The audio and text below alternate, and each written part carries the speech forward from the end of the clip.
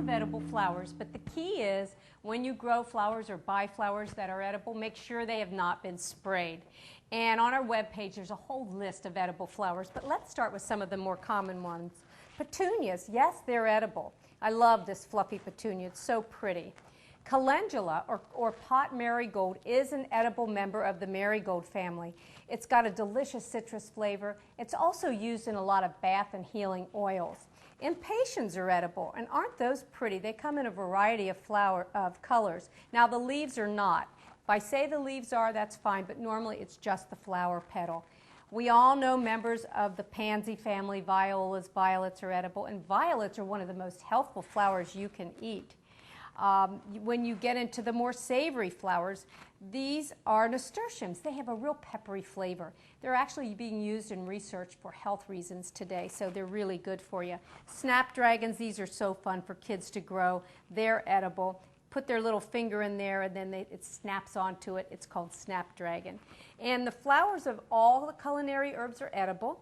This is African blue basil. It's got a beautiful pink flower. Sugar travels up the plant, so they're very, very sweet.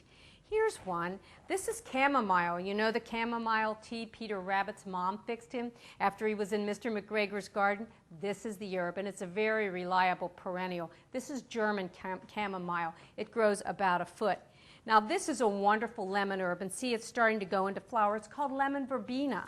Actually a deciduous shrub, and the leaves, they look very gentle, but they're very tough, so you have to chop them up or pull them out. It makes a great drink. And if you put lemon verbena, chopped up the leaves, and then put a lemon slice next to it, the lemon verbena would have a more intense lemon aroma.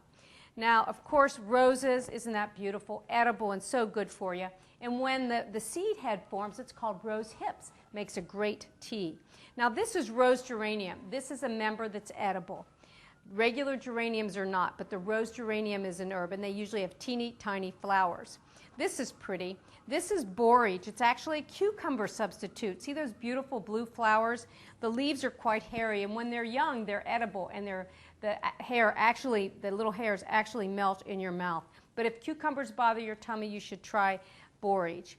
And this is just the flower head of cilantro.